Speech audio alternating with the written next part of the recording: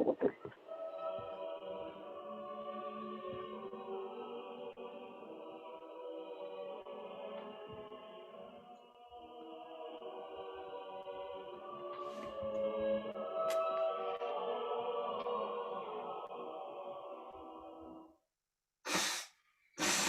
morning and welcome to our daily devotional from Pilgrim Congregational Church. This is Patrick Horn.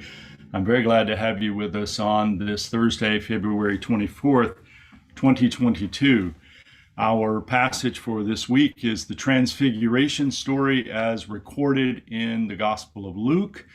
And this morning, I would like for us to focus on the presence of Moses and Elijah at this event as described in Luke. So I'm going to read the first few passages of the first few verses, I should say, of this passage from Luke chapter 9, beginning in verse 28 and going through 31.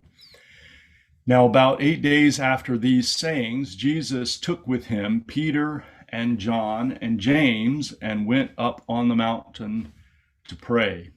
And while he was praying, the appearance of his face changed, and his clothes became dazzling white. Suddenly they saw two men, Moses and Elijah, talking to him. They appeared in glory and were speaking of his departure, which he was about to accomplish at Jerusalem. The appearance of Moses and Elijah at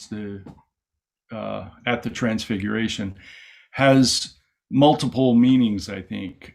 Jesus has already been described in Luke as having mastery over the sea, and he has fed a large crowd, just as Moses parted the sea waters and fed the Israelites in the wilderness.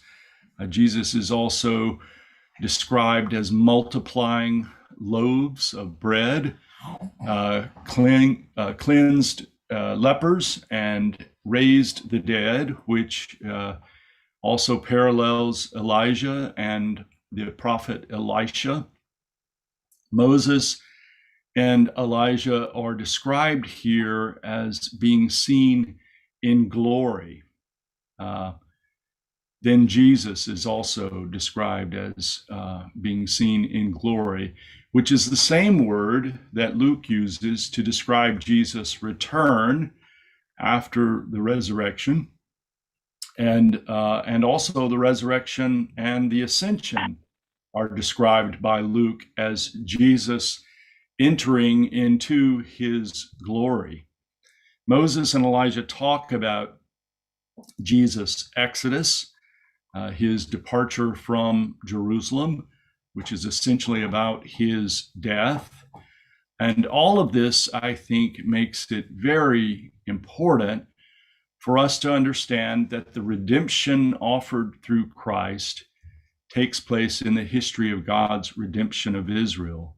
So this story of redemption in Jesus is a story that has its place in the long history of the people of Israel.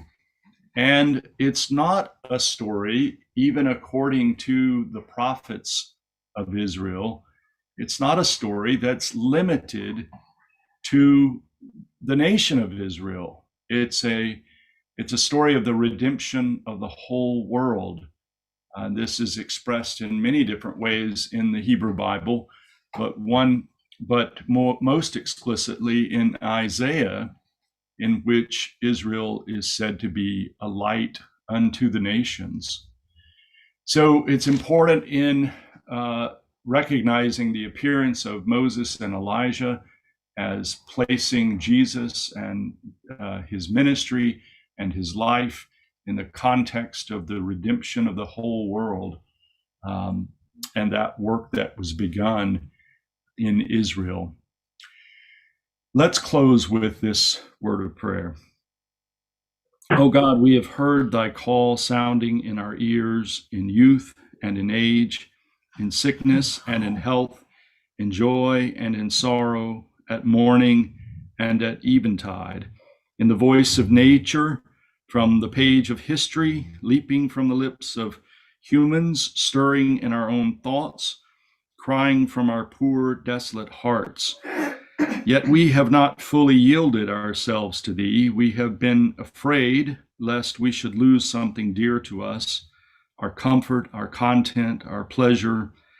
And yet, refusing, we have lost our all, the love and light and life itself.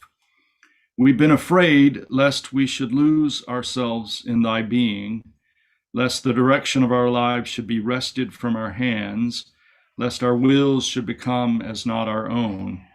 And now our wills are broken. We cannot direct our lives even where we would, and our very souls within are hard to find. We've been afraid of the burden of thy love. It seemed too hard to care for those.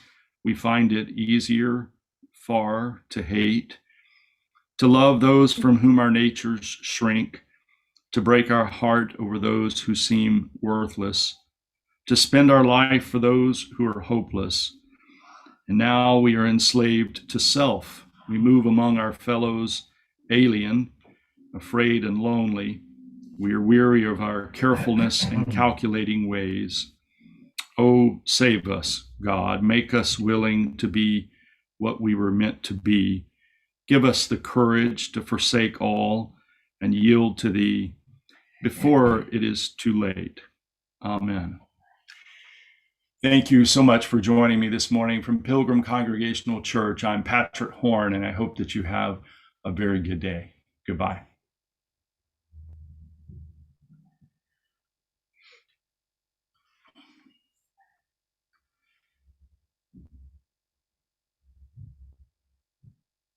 Good morning.